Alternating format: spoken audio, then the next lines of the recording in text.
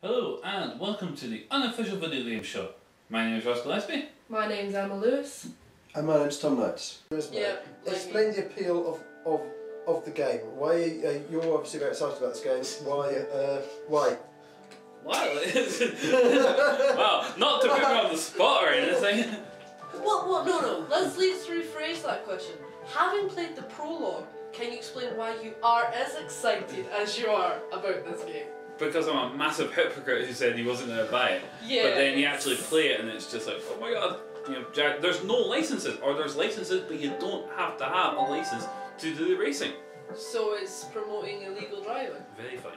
No, it's the fact that they've got... You could get that in Grand Theft Auto, you know what I mean? The point is, I mean, there is one negative. You have to build your driver one. I'm just going to make a random one just now. But at the start of the game, you can't just buy one car and race it constantly. You have to race lots of different cars and lots of different categories that force you to do that. But you can keep cars, you can upgrade them, much more detail in the upgrade. Oh, what's going on here? See, that's because I'm not online. It's got another complicated menu screen, hasn't it? You've got 5 museum cars and 5 peanuts, that's fair. You see, I actually quite liked the the GT2 one when you were in the city and you could go around to the different locations. I thought it was quite It's a lot more spreadsheet on the screen. I mean, you start off with £20,000, but for example, you go to A-Spec Racings. Can you just explain for people who are watching this, Ross, what's the main difference between this and like Burnout or Need for Speed or whatever? Oh, this is a lot more realistic and geeky. It's for people who want to get into real car racing and do real tuning up. I mean, you can manage drivers in the real world and take someone from rookie status to professional racer. Okay. Burnout's an arcade, play it, crash it, have fun game. Mm-hmm. This is more for someone who wants to have the skill and the ability of a real driver with actually being a real driver, like me. Yeah. I mean, you drive a car, I don't. This is the closest I'll ever get to driving Ferraris and Lambos and... Oh, well, it's almost certainly the closest that I'll get as well. Alright, we need to buy a car. So, you have to go to the used dealership because the new cars are just costing absolute fortune. As I recall, yeah. They stock everything from race cars. You can actually see some cars in the used car garage. I'm going to see if we've got any in the start game because it's just funny as hell. I mean, you can buy this used Viper Olica from Le Mans for £2 million. Couldn't use a loan, Tom. And it's like having... But why would you want to? Because Does it actually... I thought the point of this game, right? One of the points of it, considering I can't really make a lot of comments because I don't play this type of game. But the point was, it's meant to be very realistic. Mm-hmm. Does that car actually cost £2 million? Yes, because it's a professional racing car. That's outrageous. But it's Le Mans. Who pays that? Well, you know? If you want to take part in Le Mans, you can't build your own car. You have to buy the car and buy the bits. That one's been pre-made. So just like real life, if I wanted to enter Le Mans, which I can do, I would have to spend $1 million on a car and another $1 million building the car up for specification. But this is sort of like having Wayne Rooney on the transfer list and being the manager. So, as I recall from my Gran Turismo days, you kind of go for something cheap to begin with, but that's reasonably good, and then build up from that. So you do races, you own practice with your car, you tune it up, and you buy and replace, buy and replace. For me was like the appeal of Gran Turismo was like, you don't just choose from a selection of cars, you choose from a huge selection of cars, but then you get to kind of tinker with them, and so it means that the car, you feel more of a sort of a personal... Would this game appeal to a mechanic? Yes. Well, there's a mechanical screen changing the oil just now. Because I'm obviously not one, and maybe that's why I just don't get it. Maybe that's why it's a guy thing, because guys are like kind of interested in cars and stuff. Actual fact, I think we should keep this comment in. I want to hear from anybody, any girl who plays this bloody game, and maybe they could explain why they like it. Because that would just be awesome. Well, there have to be one or two worldwide who really like Gran Turismo. But what's with the music? It's slow jazz. It's been a Gran Turismo staple. I'm going to buy a white. It has actually. Forever. Anyway, time to start racing. Here we go. And there's more than 6 cars. You now get about up to 16.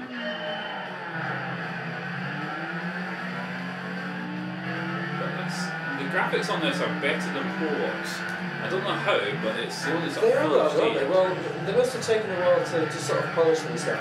They are really nice graphics. I mean, playing this on a 15-inch plasma is just sublime. You see when you get the rain effects, we'll do the arcade mode and we'll be able to see the rain. It's pretty nifty.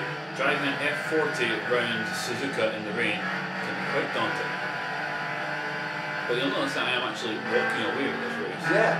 The driving line switched on, so it's telling me where to drive, and of course I don't follow it at all.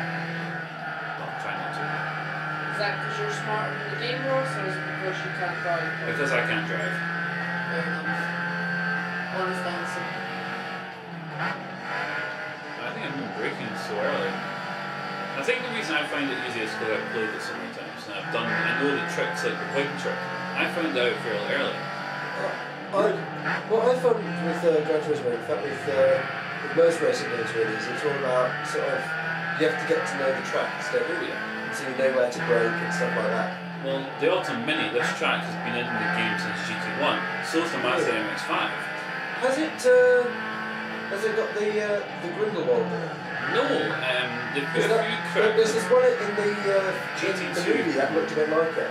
Well, they had Up in the mountains and that. Grindelwald and Red Rock Valley will never appear in GT2 and they never brought them back. I was really upset. I Red know Rock. it's worked out what is particular racing games that I don't like. Which It's are? the sound. It's monotonous. Well, you can turn down the But engine it's down an and turn engine. it I think since you should have discussed it, I think you should actually turn the volume down so people can hear when you discuss it. Well, you know, Because all I can hear is engine.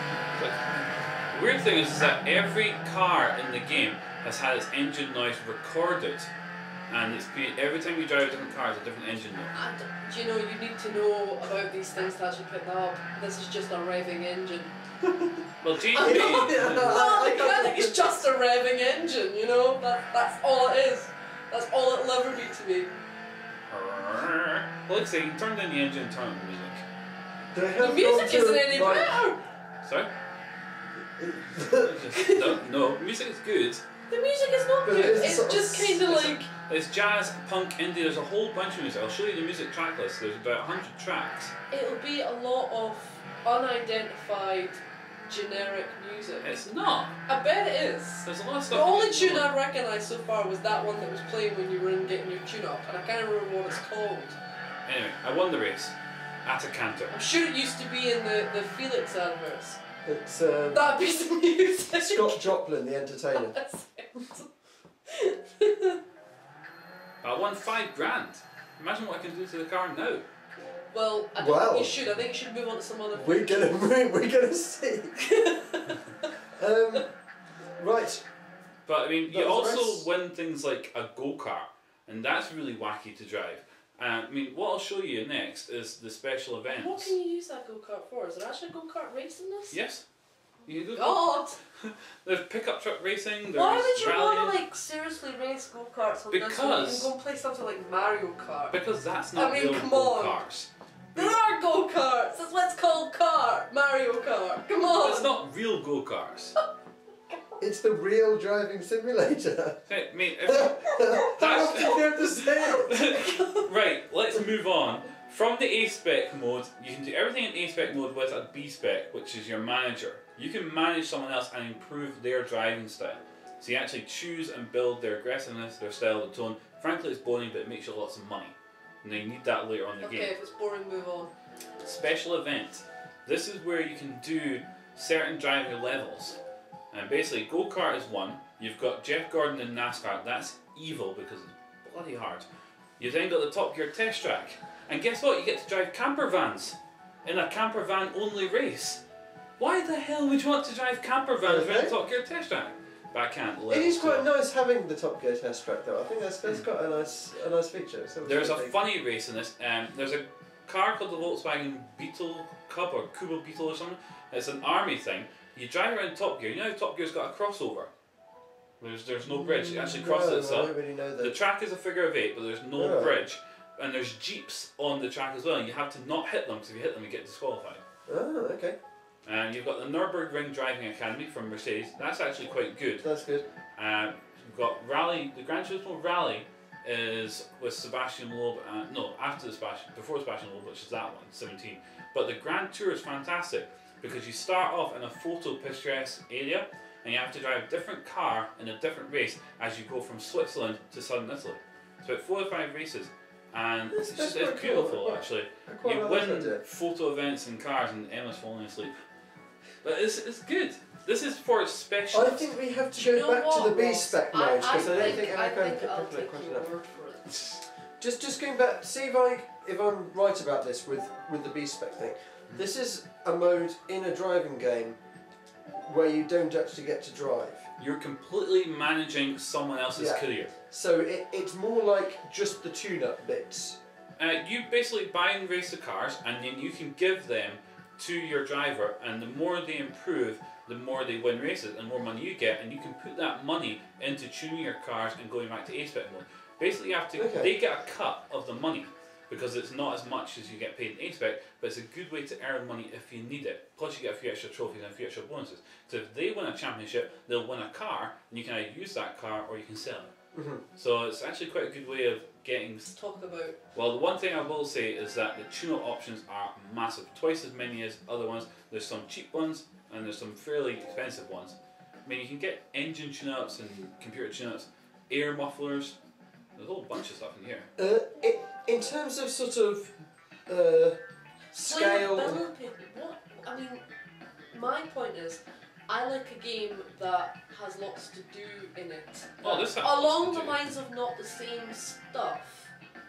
Playability wise, what is the difference You between get- race to race? I mean, Well, you get snow races, you get dirt races, you get rain races, you've got time trial events, you've got multiple car championships, you've got single manufacturer championship, you've even got photo modes so you can take pictures of your car. how and somewhere many? nice. I mean, how, There isn't a how button for often- getting out of the car. No. Just to, I think that's kind of the point I'm trying to. I mean, how many times do you end up racing in the same place, or is that a No, there's one-time hundreds only to try.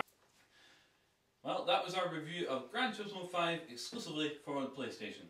And I frankly think it was the greatest game ever made. That's enough, bye bye. Yeah, unfortunately, it's not gonna happen like that. For somebody who doesn't deal well with driving games and doesn't like games that spend a lot of time in the menus, I didn't like it, and I'm not going to change my opinion, but don't let that people put off, because to be honest, it looked like a very well put together game, and it looked pretty, and the graphics were lovely, and I can see why you enjoy it, because that's you, but I don't. So it's a thumbs down for me, but that's basically just You because just I don't can't end with thumbs stand. down. I can't stand driving games. Relax. Relax. This is going to be the shortest outro ever, I think. Possibly. Well, Possibly. it's just, I loved it to bits. I mean, it's everything you want in a driving game. It's so in depth. Lots of cars, lots of tracks, lots of stuff to do. I mean, I played it for about 10 hours straight when I first got it. Just the tune-up options. Yes, I'm a sad geeky boy who likes cars and games, and it sort of ticks all my boxes. So I'm going to give it 2 thumbs up now. If you give it more, I would, because frankly it's worth it. Go out and buy it, people. It's brilliant. Ignore her. Listen to me. I did say they could ignore me. I've just got a personal opinion that I just can't backing up- stand that kind of game. Just backing up the one Anyway, thing I'm good. Tom. Tom, come on, referee us. My thoughts are it's a tremendously well put together, very accomplished game, and it's the latest version in a series that has never let down its fan base, I think, and it's been pretty much peerless in the driving game genre since it came out back in '97 or something, was it first one, wasn't it?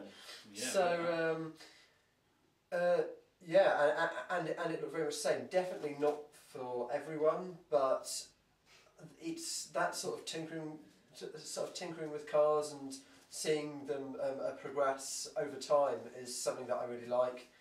And I'm not a massive driving game fan, but the Gran Turismo series is my favourite of that genre. So for me, it's definitely a thumbs up as well.